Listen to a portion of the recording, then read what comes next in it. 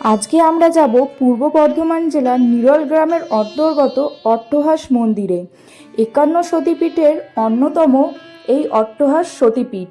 এখানে সতীর অধ ওষ্ঠ বা নিচের ঠোঁট পড়েছিল বলে সেখান থেকেই এর নাম হয় অট্টহাস। দেবী এখানে চামুণ্ডা রূপেও পূজিত। বিশেষ বিশেষ তিথি এবং প্রতি অমাবস্যা তো বটেই, এছাড়া সারা বছর এখানে কম বেশি ভিড় থাকে ভক্তদের। Hello everyone, welcome to my channel. আমি রিয়া আবারও একটা নতুন ট্রাভেল ভিডিও নিয়ে তোমাদের সামনে চলে এসেছি। আজকে আমরা যাব হচ্ছে 51 সতীপীঠের একটি সতীপীঠ অট্টহাস মন্দিরে। তো আমরা এখন আছি কাটোয়া স্টেশনে। কাটোয়া স্টেশন থেকে কি করে আমরা অট্টহাস মন্দিরে যাচ্ছি সেই সবকিছু তোমাদের সাথে শেয়ার করব যেতে যেতে যেতে। তো চলো ভিডিওটা শুরু করা যাক। আমরা এখন কাটোয়া স্টেশনের, এই যে কাটোয়া স্টেশন আর এই যে 5 নম্বর প্ল্যাটফর্ম আছে, আর এই যে এটা হচ্ছে আমাদের ট্রেন, এটা হচ্ছে আহমদপুর লোকাল। এই ট্রেনে করেই আমরা যাব হচ্ছে প্রথমে হচ্ছে নিরল স্টেশনে নামবো, দেন ওখান থেকে আমরা যাব অট্টহাস মন্দিরে। তো এই যে ট্রেন দাঁড়িয়ে আছে, আমরা এখন ট্রেনে উঠবো। তো চলো ট্রেনে উঠে তারপরে কথা বলছি। অট্টহাস মন্দিরে যেতে গেলে আপনারা কাটোয়া স্টেশনে আসতে হবে। এখান থেকে আপনারা দুইভাবে যেতে পারেন। প্রথমত 8টা 20 আহমদপুর লোকাল ট্রেন ধরে নিরল স্টেশনে নেমে টোটো ধরতে হবে। ভাড়া হবে ওই 100 টাকার মতো, কিন্তু এর কানেক্টিভিটি ভালো না। দ্বিতীয়ত সবচেয়ে ভালো হয় কাটোয়া বাস স্ট্যান্ড থেকে ডাইরেক্ট অট্টহাস মন্দির যাওয়া যায়। বাসের সময়সূচি ভিডিওতে দেওয়া আছে। অথবা আপনারা কাটোয়া বাস স্ট্যান্ড থেকে নিরল বাস স্ট্যান্ডে নেমে ওইখান থেকে টোটো ধরুন অট্টহাস মন্দির যাওয়ার জন্য।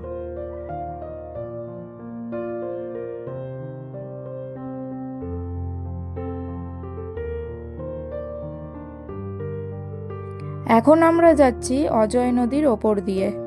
এই যে ব্রিজ দেখা যাচ্ছে।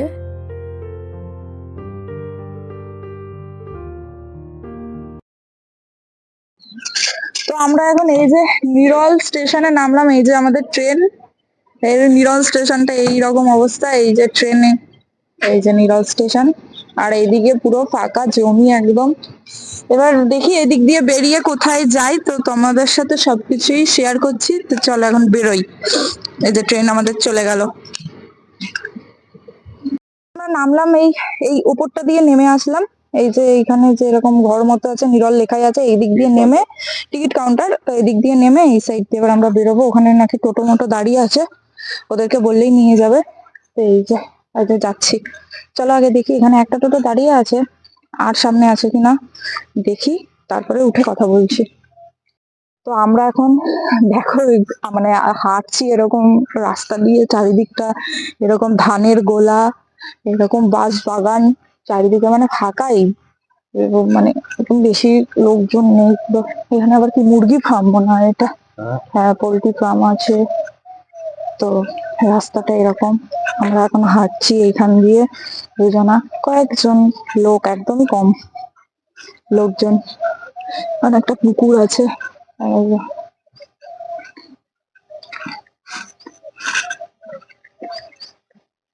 চলো যাই দেখি সামনে টোটো পাই কিনা। আমরা এখন নিরল স্টেশন থেকে নামলাম, বেরিয়ে এখন হেঁটে হেঁটে যাচ্ছি নিরল বাস স্ট্যান্ড। এই নিরল বাস স্ট্যান্ডই হচ্ছে অ্যাকচুয়ালি অট্টহাস যাওয়ার মেইন পয়েন্ট, মানে যেখান থেকে আমরা অট্টহাস মন্দিরে যেতে পারবো।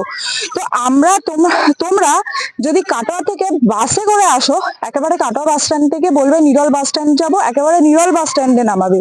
দেন নিরল বাস স্ট্যান্ড থেকে তোমরা টোটো ধরে অট্টহাস মন্দিরে নামিয়ে দেবে। আমরা যেহেতু ট্রেন দিয়ে এসেছি সেহেতু নিরল স্টেশনে এসেছি। এবার নিরল স্টেশন থেকে ভাড়া বেশি বলছে একেবারে অট্টহাস মন্দিরে যাওয়ার জন্য, সেই কারণে আমরা এই পথটা ধরেছি। যে রাস্তা দিয়ে আমরা হাঁটছি, এই রাস্তাটা আমাদেরকে বাস স্ট্যান্ডের ওখানেই যেতে হবে, যেটা নিরল বাস স্ট্যান্ড। দেন আমরা এখন হেঁটে হেঁটে নিরল বাস স্ট্যান্ডে যাচ্ছি, ওখান থেকে তারপরে আমরা অট্টহাস মন্দিরের জন্য টোটো ধরবো। তো এইটুকুনি ইনফরমেশন তোমাদেরকে দিয়ে দিলাম। তারপরে এখন নিরল বাস স্ট্যান্ড পৌঁছাই, তারপরে ওখান থেকে কি করে যাচ্ছি সবকিছু তোমাদের সাথে শেয়ার করবো। তো সঙ্গে থেকো। এইটাই হচ্ছে নিরল বাস স্ট্যান্ড। এইখান দিয়ে নেমে এই যে টোটোগুলো দাঁড়িয়ে আছে, এই রাস্তাটা অট্টহাস বললে পুরো তোমাদেরকে নিয়ে চলে যাবে। এইখানে এই যে টোটোগুলো দাঁড়িয়ে আছে, এই যে নিরল বাস স্ট্যান্ড এখানে। আমরা এখন টোটোতে উঠে গেছি, আর এই রাস্তা দিয়ে এখন যাচ্ছি যেটা অট্টহাস মন্দিরে যাবে, সেটা নিরল বাস স্ট্যান্ড থেকে নেমেই যেতে হবে। তো এই যে এইরকম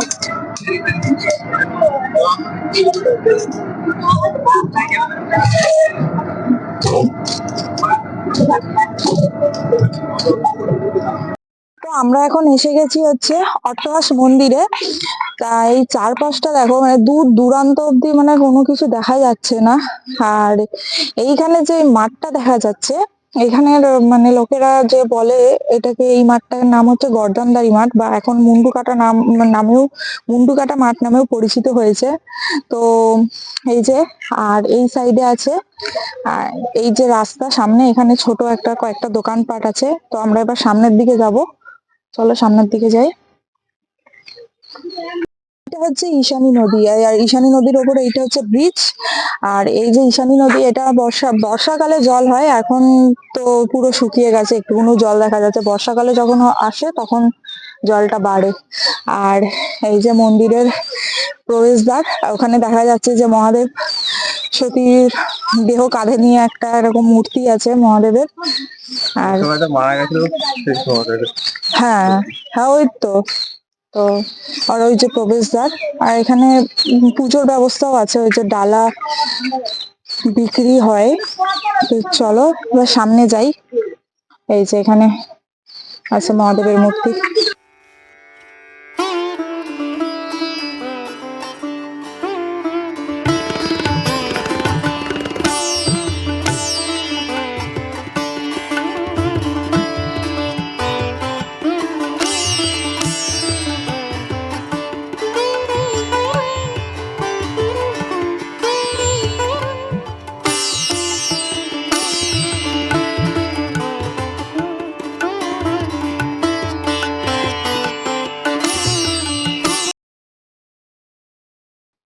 কাটোয়ার থেকে এই যে ডিরেক্ট টাইমে হচ্ছে আসার জন্য আহ এই যে কাটোয়ার সময়সূচি, আর অট্টহাস থেকেও ডিরেক্ট কাটোয়া বাস যাবে, এখানে টাইম দিয়ে দিয়েছে। সকালবেলায় কাটোয়া থেকে আসতে গেলে 7:30টার সময়, 11:30। আর এখানে ডালাও আছে, নানা রকম প্রাইজের আছে, 50, 51, 101। আর হাইয়েস্ট কত আছে? 151 আছে। ফুল টুল এখানে সব পাওয়া যায়, এটা মালা টালা দিয়ে। ঠিক আছে, আমরা নিয়ে নিই, তারপরে ভেতরে ঢুকছি। এই যে মেন প্রবেশ পথ হচ্ছে এটা। তো চলো আবার আমরা ভিতরে যাই। পুজোর ডালা কিনলাম পুজো দেবো বলে। আর এই যে চারিদিকে একদম শান্ত পরিবেশ, এখানে পুরো বড় বড় বড় বড় গাছ, এখানে নানা রকম গাছ আছে সাইডে। চলো ভেতরে যাই। এখানে এই যে বট গাছ, এখানে সারি সারি ঝুড়ি নেমেছে। এইটা হচ্ছে অতিথি নিবাস, এখানে তোমরা চাইলে থাকতেও পারবা। এই যে পুলিশ ক্যাম্পও আছে মনে হয় নিচে, কোনো রকম সিকিউরিটির মনে হয় প্রবলেম হবে না, এই কারণে পুলিশ ক্যাম্পও আছে। এই যে অতিথি নিবাস। তো এই রাস্তাটা দিয়ে আসলাম, চলো ভেতরের দিকে যাই এবার।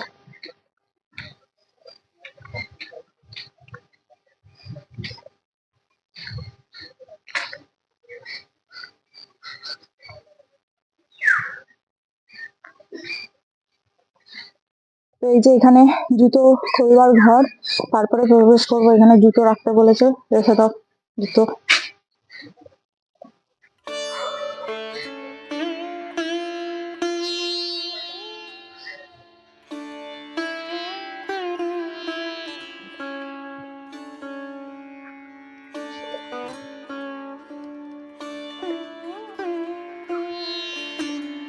আমরা এখন মেইন মন্দিরে যাচ্ছি। তো এখানেও একটা ভোলে বাবার সুন্দর মূর্তি আছে, এই যে চারিদিকে। আর সামনে আছে একটা নাট মন্দির, যেখানে আছে ভোলে বাবার মূর্তি।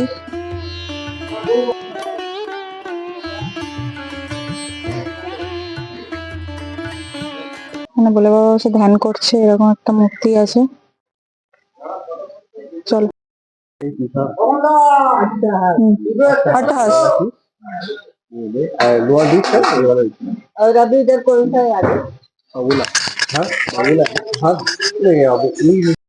তো আমরা এখন বেরোলাম পুজো দিয়ে, যেহেতু হচ্ছে ওইখানে ভিডিও করা অ্যালাউ নেই, সেহেতু ভিডিও করতে পারিনি। তো এখন পুজো দিয়ে বেরোলাম, এবার চারপাশটা একটু ঘুরে দেখবো আর তোমাদেরকেও দেখাবো। তো চলো এখন যা যাক। আর এখানে সামনে আছে একটা নাট মন্দির, তো চলো এবার নাট মন্দিরে যাই। এই যে নাট মন্দিরে, এখান দিয়ে যাওয়ার জায়গা। যে নাট মন্দিরে যাচ্ছি। যে এখানে সব অসাধারণ কারুকার্য সব করা আছে। আর এই যে সতীর মন্দিরটা দেখে নাও তোমরা, এই যে। আর ওই সোজা সামনে গিয়ে হচ্ছে মেন মন্দিরটা আছে, কিন্তু ওখানে ফটো তোলা নিষেধ আছে, তো সেহেতু আমি ফটো তুলবো না। তো চলো এবার এখান থেকে বেরোনো যাক। এই সামনে যে বাস যেখানে দেওয়া আছে, প্যান্ডেলের মতো আছে, ওইখানটাই মেন। তো এই জায়গাটা আছে যজ্ঞ করার জায়গা। আর ওইখানটায় ওখানে হচ্ছে কুপন কাটে প্রসাদের, যারা যারা খেতে চাও ভোগ প্রসাদ, তো তারা তারা নিতে পারো, এখানে কুপন দেওয়া আছে। আর কুপনের প্রাইস হচ্ছে 50 টাকা করে, সেটা হচ্ছে বেলা 1টার সময় দেবে। এই যে সবাই কাটছে এখানে। আর এই সাইড দিয়ে চলো আমরা সামনে যাই, দেখি। আসো। যে ভোলে বাবার এখানে সমাধিস্থল। আর এখানে একটা পুকুর মতো আছে, সেটা যেটা বাঁধানো আছে। আর এই সাইড দিয়ে একদম পার মতো আছে, এটা নিয়েই পুরো এরিয়াটা। তো চলো আমরা এবার সামনের দিকে যাই।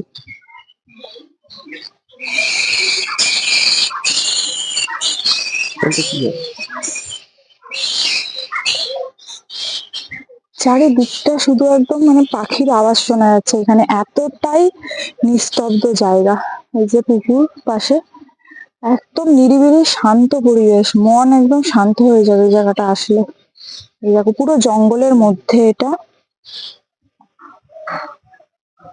এই যে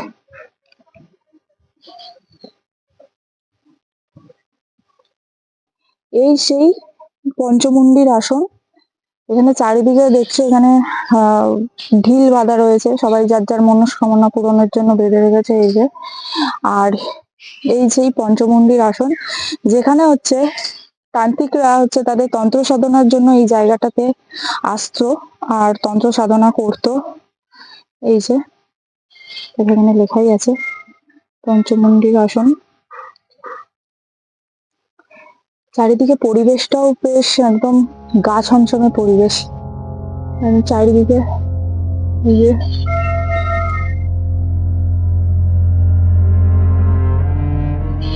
তখনকার দিনে মানে তান্ত্রিকরা এখানটাই একদম তন্ত্র সাধনার জন্য জায়গাটাকে বেছে নিয়েছিল। তো জায়গাটা এরকমই, এখানে ঢিলও বাঁধা রয়েছে। তো চলো এবার আমরা সামনে যাই।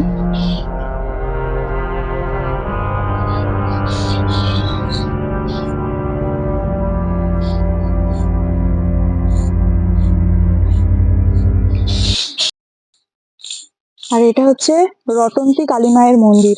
এই যে আমরা এখন এসেছি রটন্তী কালী মায়ের মন্দিরে, যেখানে রঘু ডাকাত হচ্ছে তার ডাকাতি করতে যাওয়ার আগে এখানে মায়ের কাছে নরবলি দিয়ে তারপরে তার কাজে যেত। তো সেই কারণে এই জায়গাটা, এই যে রটন্তী কালী মায়ের মন্দির, দেখে নাও।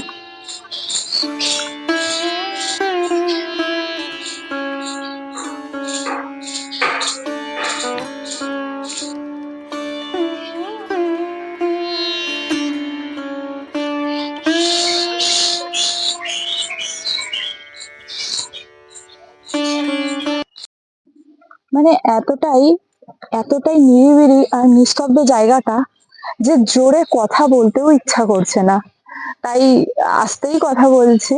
মানে ব্যাপারটা ওই বলে না ফিল করার ব্যাপারটা, ফিল। তো এতটাই নিস্তব্ধ, নিরিবিলি, শান্ত। দেখো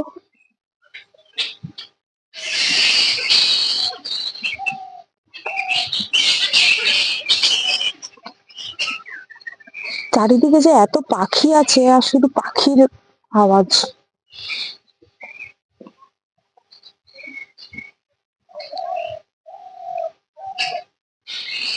পুকুরটায় মাছ আছে ওখানে।